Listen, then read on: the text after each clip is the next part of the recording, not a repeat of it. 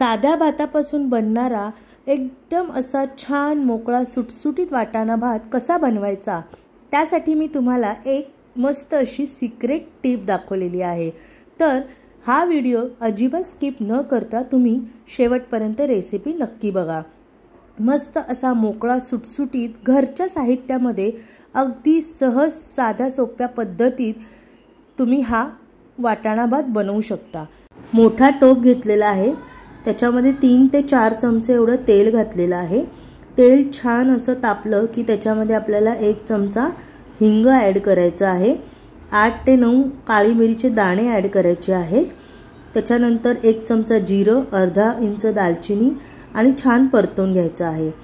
हे परतून झाल्यानंतर 1 चमचा आलं लसणीची पेस्ट ॲड करायची आहे, ती देखील तेलावरती छान परतून घ्यायची आहे त्याचा कच्चा वास जाईपर्यंत। एक मोठा कांदा मी इथे उभा चिरून घेतलेला आहे, तुम्ही आडवा चिरला तरीही चालू शकेल। तर तो कांदा देखील आपल्याला छान असा मस्त परतून घ्यायचा आहे मऊ होईपर्यंत। कांदा आपला छान परतून झाल्यानंतर एक मोठा टोमॅटो ॲड करायचा आहे, त्याचे पण मी असे उभे स्लाइसेस करून घेतलेले आहे।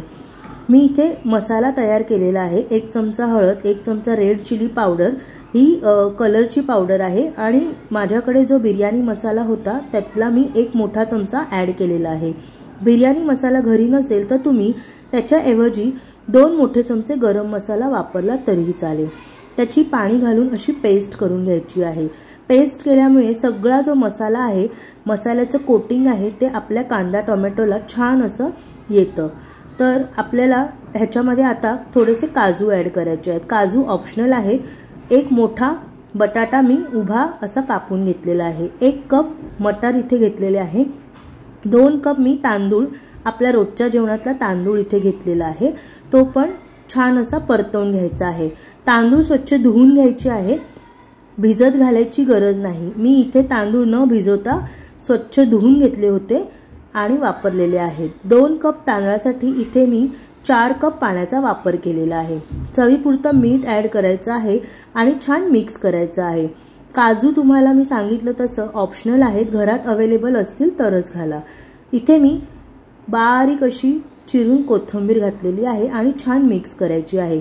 जसं मी तुम्हाला सांगितलं, एक सिक्रेट ट्रिक तुम्हाला मी सांगणार आहे। ती ट्रिक म्हणजे आपण साधा भात इथे वापरलेला आहे, साधा तांदूळ वापरलेला आहे, त्यासाठी तो मोकळा होण्यासाठी मी इथे अर्धा लिंबू त्याचा रस इथे ॲड केलेला आहे।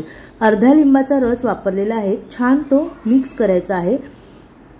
ह्याने काय होतं, तांदूळ जो आहे तो आपला छान मोकळा सुटसुटीत होतो। तुम्हाला असं वाटणार देखील नाही की तुम्ही साध्या भातापासून हा मटार पुलाव केलेला आहे। तुम्ही पाहू शकता इथे छान असं आपला मटार पुलाव तयार झालेला आहे। बारीक गॅसवरती तुम्हाला हा भात शिजवून घ्यायचा आहे।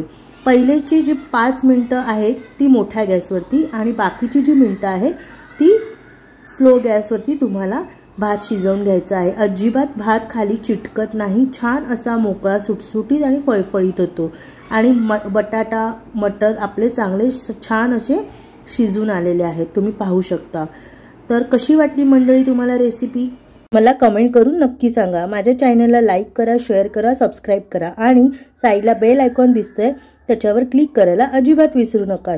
माझ्या रेसिपी जास्तीत जास्त शेअर करा आणि हा मटर पुलाव घरी नक्की करून बघा। मला खात्री आहे की तुम्हाला ही रेसिपी नक्कीच आवडेल। आपण पुन्हा भेटूया नेक्स्ट व्हिडिओमध्ये, तोपर्यंत हा मटर पुलाव एन्जॉय करा। Thank you for watching RK food studio and bye bye.